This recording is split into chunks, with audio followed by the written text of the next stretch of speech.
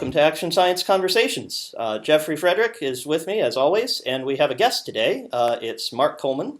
He runs a company called Implicit Explicit in the Netherlands, which does marketing services for tech companies, and he has a really interesting approach to handling teams. Jeffrey, you introduced us to Mark. What got you interested? I've known Mark for a few years now through KitCon, fantastic conversation, a conference where we all met. But recently, just this year, I saw Mark give a great talk at DevOps Days Amsterdam, and recently I shared that video with Squirrel, and I rewatched it myself.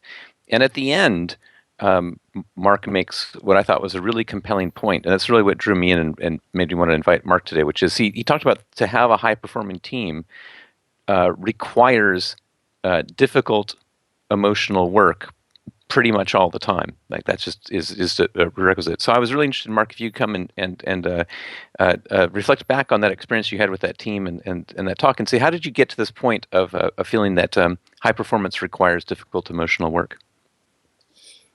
Right. So I guess there's two ways to look at it. There's a sort of, I don't know which one came first, so I'll go through them. There's the sort of logical way of viewing it, which is, I think if you have a high-performing team, you're probably doing something new or doing things in new ways, which means you're dealing with a lot of change.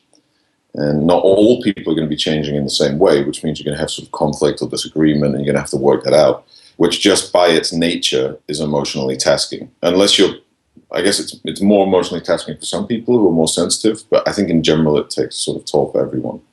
On the flip side, there's also my own experience of working. For example, I came over to the Netherlands to work at TomTom in 2006, and at that point they were doing really fantastic work.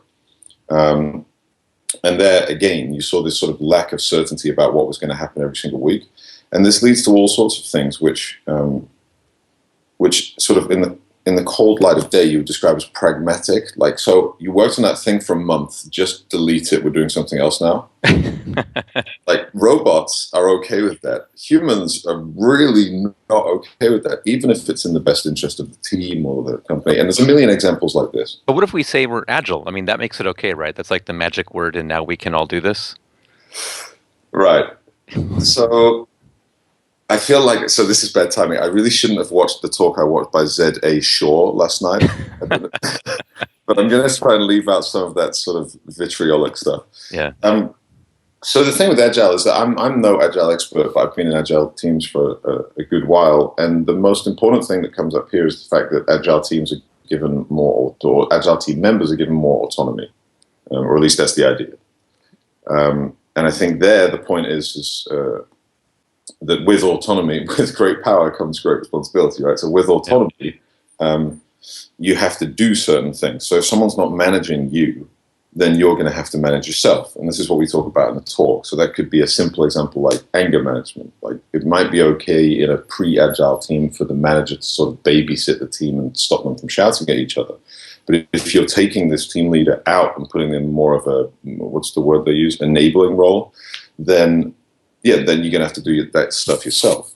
And interestingly, once you look at it that way, it became clear to me, at least, that perhaps the foundations of hierarchy come from people not being willing to do things and other people being willing to do them. So I'm sure in the Industrial Revolution it was forced on everybody, but these days I think if you've got a fairly tight hierarchy, it might be because you're a bit crap. and what's entertaining is I was just telling you about a company that's kind of adopted a intentionally anarchist strategy. They've eliminated all their managers and gone to this holacracy model. And what's very interesting is that you see that everyone, when I go to say, how are you going to solve this problem, they say, oh yeah, I'm going to go to the founders and ask for more people. That's their solution to everything. So they've eliminated all the managers, and it just means that everything goes to the top, rather than introducing the communication autonomy and difficult emotional work that's needed to make that process work. Does that make sense to you guys? Do you see it differently? Absolutely. Actually reminds me of a very old thing, Agile Cohen from Alistair Cobert. He says, the managers tell the team to self-organize. The team refuses. I always liked. Short and sweet. Yeah.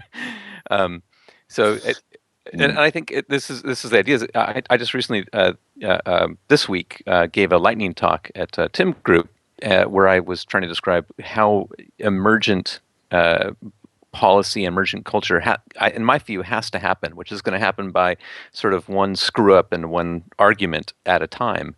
And what came was the trigger for us was the sort of this idea that if anyone can look around and see a problem, and they can say, this is a problem that I think is important to solve right now.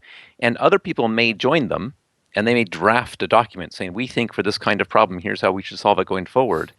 But other people decide not to join them, not because they don't think it's important, it's just not important to them right now. And there's a tension like, well, if these people drafted this document and these people chose not to engage, does that just mean these people have to accept what the other right. group decided? And the answer, I think, is no. At the point when it becomes relevant, it's this. At that point, you have new information, and what should you do with your policies or your suggestions or your processes when you have new information? Is you should reconsider them. But that wasn't obvious to people, and they sort of, on the one hand, there was a situation that came up, and the group that had drafted their policy said, "How come you guys aren't following the policy that we came up with?" And the other group said, "What policy, and why should we listen to you?" And that was one of the first times we've really had that kind of conflict out in the open. The good news is we were able to get it out in the open, and I was able to say, "Look, guys, this is what we should expect." But not a lot in their past experience prepares them for that, because the whole way that people think about it is the policy is something that's mandated, and if they were feeling a tension, like if you bring up something about a problem that I think is stupid, or it's just not a major problem right now, I don't really want to engage, but I also don't want to be bound by your policy. So yeah. That's. It sounds like that might be a great place for the Coleman Communication Blitz. Yes. Right. Actually, I was just thinking, it reminds me, it's reminiscent of Eddie Izzard's, do you have a flag? You know this thing? Like, I have a policy. Do you have a policy? Yeah, that's right. He doesn't know how to check it. I think it works. So the Coleman Communication Blitzkrieg, right.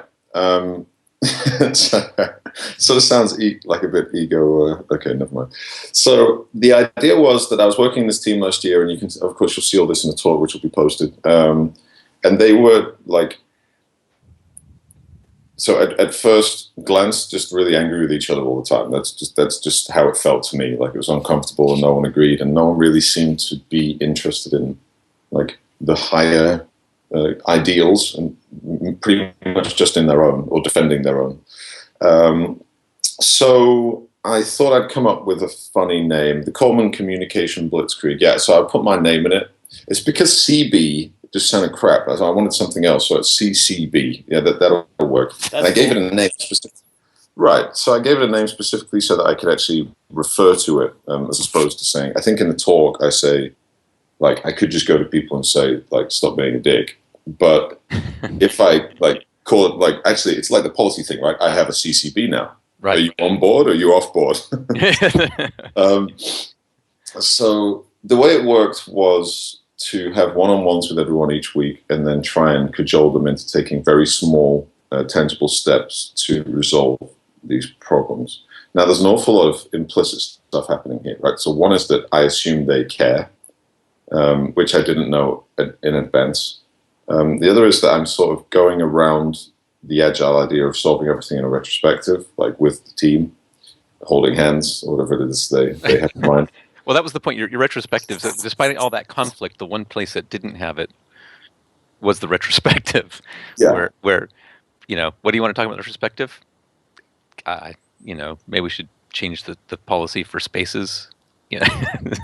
Like 4 spaces in a tab? Are you Yeah, so actually so I'll fill in a bit of the story. So I was angry all the time in a lot of these meetings, but in the retrospectives that Jeffrey just pointed out, no one was saying anything. Right? So this is what led to the idea to do things slightly differently, because at first I didn't make the connection at first, and it actually seems obvious now. I didn't do it because I thought people would open up one-on-one. I just did it because it was different to the thing that wasn't working. And then when I got into the one-on-one meetings, then people started being much more honest with me. And one of the examples was like uncomfortably honest because it was about me being an asshole. Well, Oh, So, wait! I wasn't looking for that. we we were here to talk about how you were going to be different. Suddenly, we get to learn something. But it sounds like Jeffrey's doing the same kind of process, but maybe a little bit farther along. So you're now working with teams to take small steps toward difficult emotional work. Does that sound right, or have I misunderstood? That's the attempt, right? And because a lot of the stuff that happens is not in retrospective. Sometimes it's not between team members. There is no retrospective. In this case, this week, it was really about one person changing teams, and people on a completely different team saying, "Wait a minute, I thought we had a policy for choosing teams."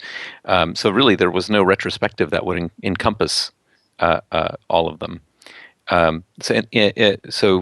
We're trying to make progress on stuff that comes up in retrospectives, but very often the most interesting, useful, important stuff is not being discussed in retrospectives.